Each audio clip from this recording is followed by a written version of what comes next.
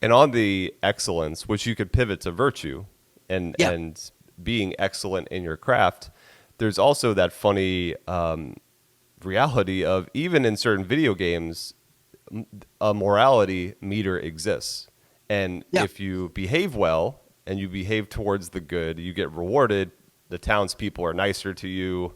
You're not hunted by, bounty hunters. And oh yeah. if you act poorly, if you make evil decisions in the game, your character can start to change appearance, or you can, again, people start hunting you. So even in video games, you kind of have the seeds of the word of God of Hmm. showing like, hey, morality isn't just necessarily whatever we make of it. The good is not whatever we want it to be. Even games, I think, implicitly bear witness to no, there's a way we ought to act, and there's consequences if we don't. Yeah, yeah. And I think that we talked before about this story bringing people in, and I think that there's a truth to that story that brings people in, right? That the path of virtue is worthwhile. Where I get frustrated sometimes, I've been playing video games for, oh, what, 40 years maybe? The same stories keep getting told in this kind of bland vanilla way.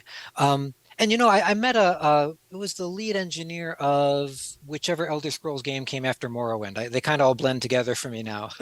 I met him at a conference several years ago, and I asked the question. I said, "Look, at the time I was in my mid 30s. I said, every Elder Scrolls game has the same story, right? You're a child of prophecy, and then what, right? It's always the same." And he said, we have to make sure that our game is the iconic hero's journey for every generation of teenagers. We want them all to look back on their Morrowinds or their Skyrims or their Dagger Falls for old school people and Hmm. say, that's my iconic hero's journey. I say, okay, I get that. I get that from a marketing perspective and a storytelling perspective, but it can also sometimes fall flat. And I think about the game Fable. The original Fable. When did that come out? 15 Yeah, years ago. It's hard to remember. a throwback now. Yeah, yeah, yeah. And I'm at a point where I was telling one of my students that I grew up with a Commodore 64, and they said, "What's that?" I said, "Oh no, I got to do Back history lessons first." back in the day, we had 8 gigs, and then we had 16, and then 32, and then 64.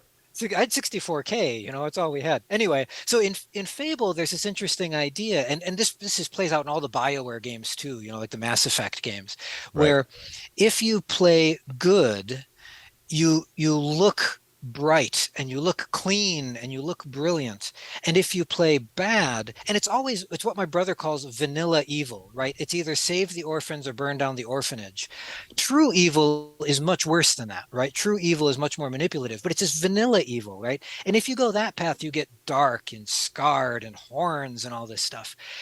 And that got me thinking, I think we need more nuanced storytelling about what it means to be virtuous. Because when we look at our heroic saints, and we look at Mother Teresa, right? She was beautiful, but not because she was shining clean skin and no scars, right? She had calluses on the tops of her feet from kneeling at the side of the poor. Um, that's something I'd love to see more games explore, is the work that's required in virtue. And I think then we could have we could reach even more people through games. I think we could show them that it's not just this vanilla good and vanilla evil, that the truths, it turns out they're the truths of the church, right? That we recognize that there's a cross to be borne, right? There are scars to gather, but that there's always room for redemption and grace, and that it's always worth pursuing that which is good, right? Or if you want to take a secular perspective, Solzhenitsyn's live not by lies, right? Like Right. that's, you can take a faithful perspective or a secular perspective, and they're both expressing the same truth. That's why one of my favorite games is the second Red Dead Redemption, where it's Mm, literally the story of a guy's redemption, of a guy who's been an outlaw. It's a very kind of Gran Torino, like gruff character you play. And he has to come to terms with his mortality and realize he's not been living on a good track, and has to confront the gang leaders who have led him down a path of destruction. And he, it's not clean. Like it's mhm. gritty. And it again, you are punished or you are helped by how virtuous you are in the game. But the character literally lays down his life so another character can live. Spoiler alert.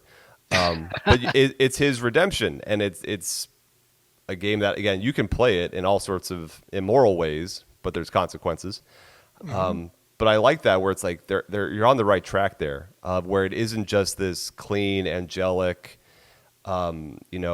sanitized version of what the good life is. It's gritty and it's sometimes rough and tumble, but there's the wrestling with evil, and that Yeah. no one is ever too far gone for that redemption. Yeah. Yeah. And I when I read Flannery O'Connor's short stories, which was just 3, 4 years ago, my first reaction was, why didn't anybody give me this when I was 18, right? Like my education has failed me because the way that she shows grace always winning despite these bad circumstances. It's just brilliant to me. Um, Again, this is a throwback to maybe when I was in more formative years, but when I think about games that explore an idea, one of my favorites is called Planescape Torment. Probably came out around 98, 99. And it has this theme in it of what changes the nature of a man. That's what the game is about.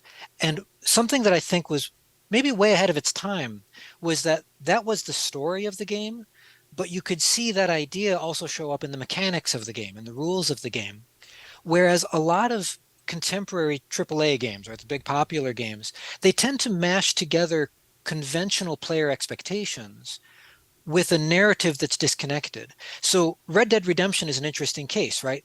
The story is this compelling tale of sacrifice and redemption, but the gameplay is run around and shoot things, pick up stuff, and it's kind of like any other game, right? It's And that's essentially the Grand Theft Auto engine. Yeah, yeah, it's a big open world sandbox. And again, not to say anything bad about those games, but I really appreciate it as a designer and a developer, somebody who thinks about both technical sides and narrative sides. When you see those rare games that pull the two things together and make it about something. There's one really esoteric one I can mention called Baba Is You, which is this funny little art game about moving a sheep around a board, and it's about one idea, and the creator just explodes, right, with this idea. Let me take this one idea and make the whole game about this one idea. Highly recommended for the kind of thing I'm saying that I try to encourage my students who are really um, those who are complacent in just playing more Call of Duties. I say, look, check out these other kind of fringe things, these kind of Right. arty things, and think about what we can do as makers, right? Because yes, of course you could make another kind of Call of Duty, and that's fine. Like make it well, make it good, make it in a way that expresses some truth, make it artfully. But also maybe we can think as designers about integrating these other pieces and ideas and making holistic experiences that'll really push the conversation forward.